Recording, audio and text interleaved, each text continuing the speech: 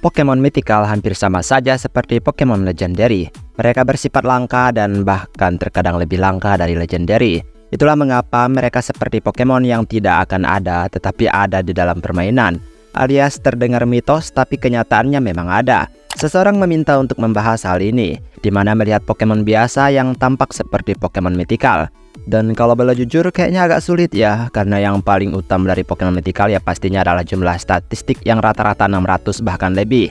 Ya tapi di daftar ini aku tidak terlalu memikirkan jumlah statistik. Aku ambil berdasarkan desain dan cerita mereka. Dan masing-masing aku ambil dari satu region untuk satu perwakilan. Dan aku ingatkan juga ini tidak termasuk gimmick kuat kayak Mega Evolution, Paradox maupun Alternative Form. Dah pokoknya yang kuat-kuat gitulah. Kalau begitu mari langsung saja kita masuk ke daftarnya. Let's go. Lapras.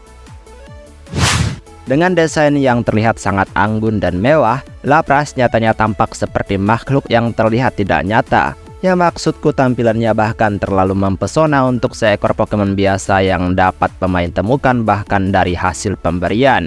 Lapras memiliki jiwa yang lembut dan sangat mengasihi orang-orang yang ingin menyeberangi lautan. Maka dari itu, karena kebaikannya inilah orang-orang egois mulai menggunakan dirinya dengan sangat berlebihan. Dan inilah yang mengakibatkan ia mulai terancam punah. Tentu jika ini dilakukan terus-menerus, tidak akan ada lagi Lapras yang terlihat berkelompok di lautan untuk membantu menyeberangi lautan tersebut. Dan dengan kata lain, kebaikan terkadang harus disesuaikan agar tidak menjadi bumerang. Aku yakin Lapras bisa menjadi Pokemon mitos di masa kepunahannya. Delibird. Delibird memang hanya seekor Pokemon biasa yang bahkan tidak menarik dari segi apapun. Namun penampilan adalah hal yang paling menarik untuk dapat dinikmati dari seekor Pokemon Penguin Santa Claus ini. Ada satu move yang dapat ia pelajari tetapi menguntungkan bagi lawan.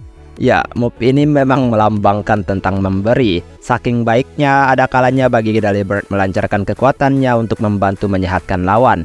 Ya alih-alih mengalahkan lawan ya kan. Delibird juga Pokemon biasa yang bisa membantu orang-orang dalam masa kesulitan. Kamu dapat melihat ekornya yang seperti kantung atau karung yang bisa ia masukkan makanan hingga berhari-hari. Dan kemudian saat orang tersesat, ia akan memberikan makanan tersebut. Ya setidaknya kemungkinan orang-orang akan mencari Pokemon ini saat tersesat.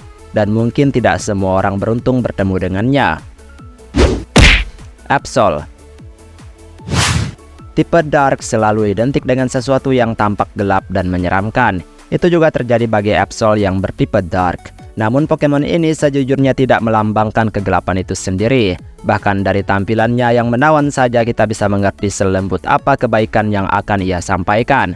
Asal orangnya juga tidak mengganggu kehidupannya ya kan. Ada kisah unik mengenai Absol ini. Saat ia turun dari bukit atau gunung, maka akan terjadi bencana alam. Tentu ini seperti kejahatan dan itulah mengapa ia disebut sebagai Pokemon pembawa malapetaka alias sial. Namun aslinya Absol ingin menyampaikan bencana alam tersebut kepada manusia. Namun manusia salah mengartikannya. Menurutku keanggunan dan usaha Absol dapat membuat ia menjadi Pokemon mythical jika terus-menerus disepelekan. Froslass. Desain Froslass terbilang sangat cantik dan mempesona. Namun itu tidak bertahan saat orang-orang mengetahui fakta di baliknya. Dengan tampilannya yang merujuk pada urban legend atau makhluk mitos dari Jepang, jelas tidak ada binatang atau makhluk hidup lainnya yang terlihat seperti Froslass ini alias ya, dia kayak hantu coy. Pokemon ini memiliki tempat tinggal yang menyeramkan untuk dikunjungi. Setiap ada orang-orang yang menghampiri daerah yang bersalju, maka dengan gilanya Pokemon ini akan membekukan mereka dan menjadikan mereka sebagai hiasan untuk tempat tinggalnya. Tentu saja ini akan menjadikan ketakutan yang sangat besar hingga kemungkinan orang-orang akan menyampaikan kisah seram ini hingga ke anak cucu mereka demi berhati-hati agar tidak bertemu Pokemon ini. Yang berarti mungkin saja ia akan menjadi Pokemon mitos karena sangat ditakuti. Zoroark.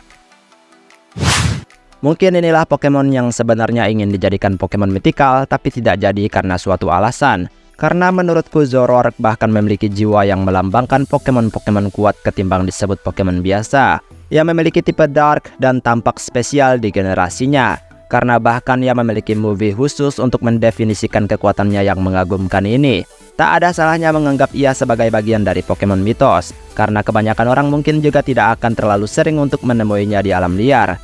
Biar aku sebutkan sedikit tentang dirinya. Zoroark memiliki kekuatan untuk mengubah dirinya menjadi Pokemon dan orang lain, memaksimalkan kekuatannya dengan dunia ilusinya. Ini menakjubkan bagi seekor Pokemon biasa, dan kemungkinan orang-orang juga tidak akan terlalu sering menemukan ia di alam liar karena penyamarannya tersebut.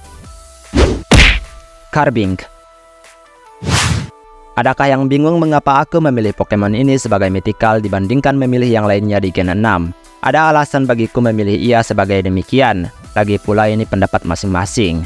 Carbink memiliki kombinasi tipe Rock dan juga Fairy. Kombinasi tipe yang juga serupa dengan Pokemon mythical di generasi tersebut yaitu Diancie. Carbink tinggal di bawah tanah yang sangat dalam, memiliki makna yang serupa seperti permata yang tidak akan mudah didapatkan. Melihat Diancie sebagai mythical, ya bukankah tidak salah jika kemungkinan Carbink yang mapan bisa berevolusi menjadi Pokemon mythical tersebut? Ya menurutku terlalu banyak kemiripan dan kedekatan ia dan juga Diancie. Alolan Ninetales. Keanggunan dan kemegahan dari bulu Alolan Ninetales yang lembut membuat siapapun akan terpesona saat melihatnya. Pokemon ini memiliki jiwa legenda yang sangat amat kental. Pada akhirnya, kemungkinan orang-orang baru yang tidak mengenal Pokemon akan berpikir ia Pokemon yang termasuk dalam jajaran legendary atau mythical. Karena memang ya, secara kemegahannya telah menciptakan kepercayaan bagi siapapun untuk menganggapnya sebagai bagian dari ketidakaslian, alias Pokemon yang mungkin saja dikira Pokemon mythical. Dan menurutku kisahnya yang juga rumit semakin menambah kesan mythicalnya. Galarian Rapidash.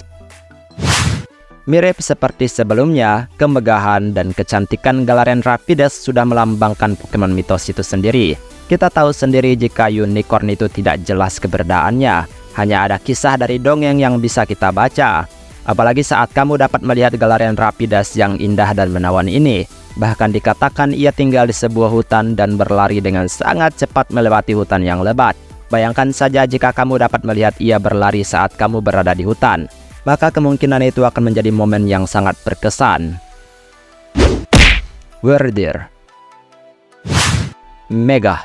Itulah yang sekiranya dapat kita kagumi dari rusa magis ini. Wyrdeer menjadi evolusi terakhir bagi Stantler dari generasi kedua, dan pendesain membuat ia tampak sangat luar biasa menakjubkan. Tak mungkin bagi siapapun yang tidak akan takjub saat bertemu dengannya, apalagi jika Wyrdeer tersebut ditemukan di alam liar. Pastinya akan membuat mata terbelalak takjub akan keindahannya. Wyrdeer bahkan juga termasuk kuat, dan mendapatkannya tidak semudah itu bagi pelatih yang menginginkannya. Ada beberapa hal yang menyulitkan siapapun untuk menemukannya di alam liar jika itu Pokemon mythical. Gholdengo. Pokemon yang berada di urutan ke-1000. Seekor Pokemon yang melambangkan seberapa besar franchise Pokemon yang telah muncul untuk menemani para penggemarnya, di mana Pokemon ini didasarkan pada koin yang kemungkinan melambangkan seberapa banyak cuan yang telah Pokemon hasilkan. Itu juga membuktikan jika Pokemon tidak pernah mati bahkan bertahun-tahun berjalan hingga beberapa generasi. Pastinya Gholdengo adalah Pokemon yang istimewa, yang melambangkan banyaknya Pokemon yang muncul di franchise tersebut, dan diberikan tampilan dengan kebahagiaan dan penuh kemegahan, tetapi juga agak konyol. Dan itulah beberapa Pokemon biasa yang seperti mythical.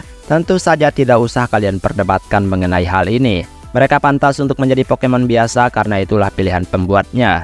Jadi anggap saja mereka mythical palsu. Baiklah, sampai di sini pembahasan kali ini. Aku ucapkan terima kasih untuk dukungan dan juga kunjungan kalian hingga Tuan Sirini tetap bisa bertahan dan memberikan konten-konten terbaru mengenai Pokemon untuk kalian. Maaf jika ada kesalahan kata atau mungkin ada kalimat yang kurang tepat, mohon bantu koreksi. Dan kita ketemu lagi di pembahasan lainnya. Aku pamit dulu. Dadah.